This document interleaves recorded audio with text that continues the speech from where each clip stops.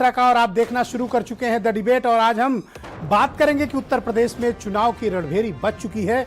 उत्तर प्रदेश में शंखनाद हो चुका है चुनाव का, जो महज कुछ महीने दूर है। और आज लखनऊ और अयोध्या में बड़ा शक्ति प्रदर्शन हुआ। समाजवादी पार्टी ने आज अपनी ताकत दिखाई और बीजेपी ने मंदिर निर्माण के शिलान्यास का आज एनिवर्सरी मनाई। आज गंभीर विषय है और इस पर हम खुलकर चर्चा करने वाले हैं। बहनों भाइयों, उत्तर प्रदेश की राजनीति बहुत ही दिलचस्प दौर की तरफ पहुंच चुकी है। बहुत लंबे समय के बाद समाजवादी पार्टी ने आज सड़कों पर शक्ति प्रदर्शन किया। एक बड़ा प्रदर्शन किया उत्तर प्रदेश की सड़कों के भीतर, बांदा से लेकर बहराइच तक और गोरखपुर से लेकर गाजियाबाद तक, अंबेडकर नगर से लेकर आगरा तक। लखनऊ की सड़कों पर आज अखिलेश यादव के नेतृत्व में एक बड़ा हुजूम उमड़ा। शायद इसके पहले बहुत लंबे समय से समाजवादी पार्टी ने अपनी शक्ति प्रदर्शन नहीं किया था, विशेष तौर पर लखनऊ की सड़क पे। अखिलेश यादव आज जब खुद साइकिल लेकर उतरे तो उनके पीछे हजारों युवा चल पड़े। एक तरह से यह माना गया कि अखिलेश यादव ने फॉर्मली उत्तर प्रदेश में असेंबली चुनाव का शंखनाद विपक्ष की तरफ से कर दिया है, क्योंकि सामान्य तौर पर अखिलेश यादव इस तरह के कार्यक्रम में करते नहीं, और जब वो करते हैं तो उसका स्वरूप बहुत बड़ा होता है, जो आज उन्होंने करके दिखाया। समाजवादी पार्टी के मुख्यालय से लेकर जनेश्वर मिश्र पार्क तक और खुद उन्होंने साइकिल चलाई और उत्तर प्रदेश के विभिन्न जनपदों में उनकी पार्टी के अलग अलग नेताओं ने साइकिल चलाकर दिखाई। साइकिल के जरिए ही 2012 की सत्ता में अखिलेश यादव आए थे। 5 साल उन्होंने हुकूमत की, सत्ता उनके हाथ से फिसल गई। अब वो वापस साइकिल चला रहे हैं इस उद्देश्य से कि जो हाथ से निकली सत्ता है वो उन्हें कैसे वापस मिले। तो क्या इस तरह के शक्ति प्रदर्शन से वो अपनी खोई हुई राजनीतिक जमीन वापस पाने में कामयाब होंगे? आज की साइकिल यात्रा का उत्तर प्रदेश के भीतर क्या संदेश गया है, समाज के भीतर क्या संदेश गया है, मीडिया में क्या संदेश गया है और पावर कॉरिडोर में क्या संदेश गया है? क्योंकि लखनऊ की सड़कों में उमड़ा यह हुजूम कई बातों का संकेत देता है, कई तरफ से इशारा भी करता है कि उत्तर प्रदेश की राजनीतिक आबो हवा वैसी नहीं है कि जैसा लोग आकलन कर रहे हैं, और वैसी भी नहीं है जिसके लिए लोग तैयार बैठे हुए हैं। क्या उत्तर प्रदेश परिवर्तन के हक में है, या उत्तर प्रदेश सत्ता का रिपीट चाहता है, या उत्तर प्रदेश विपक्ष के साथ खड़ा है? अब अगले 5 महीने आपको इस प्रकार के शक्ति प्रदर्शन उत्तर प्रदेश में देखने को मिलेंगे। लेकिन आज के कार्यक्रम की तैयारी समाजवादी पार्टी ने बहुत लंबे समय से की थी, तो जाहिर सी बात है कि जब उनकी पार्टी के सुप्रीमो खुद उतरे थे तो उन्हें भी ताकत दिखाने का आज अवसर मिला है। लेकिन जनता के मन में क्या चल रहा है, यह जानना बहुत जरूरी है। विपक्ष के इरादे साफ हैं, विपक्ष सड़क पर है, विपक्ष जनता की लड़ाई लड़ रहा है, विपक्ष सरकार को घेरने की कोशिश कर रहा है और विपक्ष सरकार से सवाल भी कर रहा है। लेकिन जनता के मन में क्या है, जनता खुद क्या चाहती है? जनता क्या बदलाव के हक में है, या जनता फिर से भारतीय जनता पार्टी को चाहती है, या जनता विपक्ष में किसे चाहती है? सिर्फ समाजवादी पार्टी को, या किसी अलायंस को, या बहुजन समाज पार्टी को, या फिर इन सबके मिले जुले संयुक्त गठबंधन को? उत्तर प्रदेश में बहनों भाइयों मुद्दों की कमी नहीं है। गांव, गरीब, किसान, मजदूर, मध्यम वर्ग, निम्न मध्यम वर्ग, सैलरीड क्लास, नौकरी पेशा, व्यापारी वर्ग, बेरोजगार, छात्र, समस्याएं भरी पड़ी हैं। बिजली से लेकर खेती किसानी तक और उद्योग से लेकर नौकरी रोजगार तक उत्तर प्रदेश में विकराल समस्याएं हैं। क्या विपक्ष इन समस्याओं को भुला पाएगा? अगर कोई एंटी इनकम्बेंसी बड़ी है तो क्या विपक्ष उसको अपने पक्ष में परिवर्तित कर पाएगा? एक बड़ा प्रश्न है। आप जानना चाहेंगे कि इस तरह के शक्ति प्रदर्शन क्यों किए जाते हैं।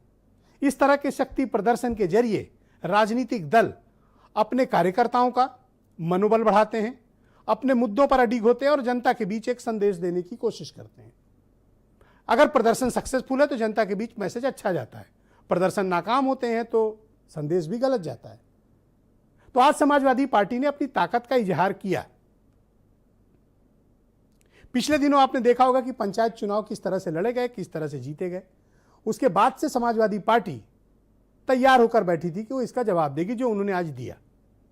लेकिन क्या ये भीड़ और ये जनता की का साथ क्या वोटों में परिवर्तित हो पाएगा? क्या इसके जरिए अखिलेश यादव कोई एक बड़ी लहर बनाने में कामयाब होंगे? क्या वो जिस प्रकार की राजनीति कर रहे हैं, जनता को उस तरह की राजनीति आज के दौर में स्वीकार्य है? जनता किस तरह की राजनीति चाहती है, हमें पहले इसको समझना पड़ेगा। जो हमारा सामाजिक ताना बाना है, जो हमारे आर्थिक सामाजिक परिवेश हैं, जो हमारी वोटिंग पैटर्न है और जो हमारे मतदाताओं के तरीके हैं, वो बड़े साफ सुथरे हैं और बहुत ही स्पष्ट हैं। और मैं उत्तर प्रदेश के लोगों को बधाई देना चाहता हूं कि 2007 से उन्होंने एक नई परंपरा उत्तर प्रदेश के भीतर शुरू की है। 2007 से हमारे उत्तर प्रदेश के भाई बहनों ने कमाल का काम किया है। मैं मुक्त कंठ से अपने 24 करोड़ उत्तर प्रदेश वासियों की प्रशंसा करूंगा।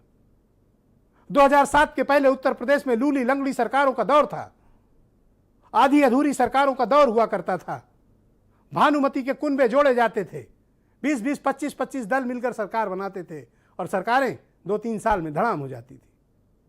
मुख्यमंत्री ऐसे बदलते थे जैसे जिलों में कलेक्टर। कोई सरकार कार्यकाल पूरा नहीं कर पा रही थी। लेकिन 2007 के बाद से उत्तर प्रदेश की जनता ने यह तय कर लिया कि जिसको देंगे छप्पर फाड़ कर देंगे और जिससे छीनेंगे उसको कंगाल कर देंगे। 2007 में मायावती आई, पूर्ण बहुमत के साथ आई। 2012 में अखिलेश यादव आए, पूर्ण बहुमत के साथ आए। 2017 में भारतीय जनता पार्टी आई, पूर्ण बहुमत के साथ आई। अब 2022, और मुझे पूरा विश्वास है कि उत्तर प्रदेश के हमारे 24 करोड़ भाई बहन इस बार भी पूर्ण बहुमत का ही निर्णय लेंगे, चाहे जिसके हक में लें, क्योंकि ये समझदार जनता, इसको पता है कि इसे क्या चाहिए। उत्तर प्रदेश की जनता, जिन्हें ये लगता है कि वो समझदार नहीं, दरअसल जनता ज्यादा समझदार है अपने नेताओं के मुकाबले।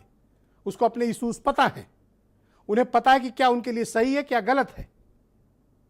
इसलिए हमें उत्तर प्रदेश के 24 करोड़ जनता पर भरोसा करना चाहिए, उनकी बुद्धिमत्ता पर भरोसा करना चाहिए कि उनके जो मुद्दे हैं, उन मुद्दों को असेंबली इलेक्शंस में कौन सी पार्टी ज़्यादा प्रभावशाली तरीके से उठा पाती है, ज़्यादा प्रभावशाली तरीके से एड्रेस कर पाती है, और उनके मुद्दे को कौन अपने मैनिफेस्टो में, नॉट मनीफेस्टो, कौन मैनिफेस्टो में शामिल कर पाता है, और उस घोषणा पत्र को लागू कितना किया जाता है, अमल में कितना लाया जाता है। घोषणा पत्र सिर्फ घोषणा कर देने के लिए नहीं होता, उन वायदों को आप जनता के बीच कितना अमल में लाते हैं, ये एक महत्वपूर्ण तथ्य है, ये एक दस्तावेज है। एक सरकार की गारंटी का जनता और सरकार के बीच का एक एग्रीमेंट होता है। घोषणा पत्र कोई मामूली पत्र नहीं होता, ना ये कोई मामूली दस्तावेज है। ये जनता के विश्वास और राजनीतिक दल के बीच का गारंटी कार्ड है। जो इस गारंटी कार्ड को पूरा करता है सत्ता में लौटता है, और जो इस गारंटी का उल्लंघन करता है, यही जनता उसे कंगाल भी बना देती है। आज की डिबेट बहुत दिलचस्प है, क्योंकि अयोध्या में भी काफी कुछ हुआ है। 5 अगस्त को पिछले वर्ष आपको याद होगा कि अयोध्या में शिला पूजन हुआ था, मंदिर की नींव पूजा हुई थी, प्रधानमंत्री नरेंद्र मोदी ने की थी। आज उसकी एनिवर्सरी है। अयोध्या में मुख्यमंत्री पहुंचे, एक बड़ा कार्यक्रम हुआ, अन्न उत्सव भी मनाया गया उत्तर प्रदेश के भीतर, जहां हजारों लोगों को भारतीय जनता पार्टी की डबल इंजन सरकार ने अन्न बांटा है। उस पर एक कार्यक्रम भी हुआ, यानी इधर साइकिल चल रही थी, उधर अनाज बंट रहा था। मुकाबला दिलचस्प है, जरा सुनिए कुछ बयान। सरकार हर मुद्दे पर नाकाम है, और जिस तरीके से जनता में नाराजगी है, आने वाले समय में हो सकता है जनता समाजवादियों को 400 सीटें भी जितवा दे। अभी तक तो हम 350 बोलते थे, लेकिन जिस तरह की नाराजगी जनता के बीच में है, हो सकता है 400 सीटें जीत जाए। और आज तो स्थिति ऐसी है कि भारतीय जनता पार्टी के पास प्रत्याशी कम पड़ेंगे, प्रत्याशी टिकट नहीं मांगेंगे। समाजवादी पार्टी बुरी तरह डिरेल्ड हो गई है, फ्लॉप हो गई है, जनता ने उन्हें नकार दिया है।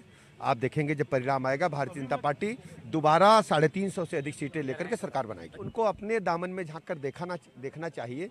जब उनकी सरकार थी तब प्रदेश की जनता का क्या हाल था। कानून व्यवस्था बुरी तरह से टूट चुकी थी, जनता पर माफिया अपराधी कब्जा करके बैठे हुए थे थानों पर। अब पूरी तरह से प्रदेश में कानून का राज है और सभी लोग प्रसन्न हैं। ठीक बात है, उनको निकालना चाहिए, निकाले हैं, अच्छी बात है।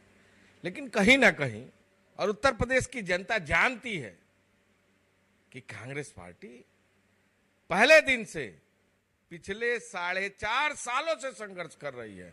लाठी खारा कार्यकर्ता जेल जा रहा है। कहने को मुख्य विपक्षी पार्टी है, लेकिन विपक्ष कांग्रेस ही है। तो आज की डिबेट में मेरे साथ अमित पुरी हैं भारतीय जनता पार्टी से, सुनील सिंह साजन समाजवादी पार्टी से, SM अशरफ PSPL से हैं, विनोद अग्निहोत्री जी देश के बहुत ही जाने माने पत्रकार, अंशु अवस्थी थोड़ी देर में हमें ज्वाइन करने वाले हैं, और मनीष हिंदवी जाने माने राजनीतिक विश्लेषक, और वीरेंद्र सिंह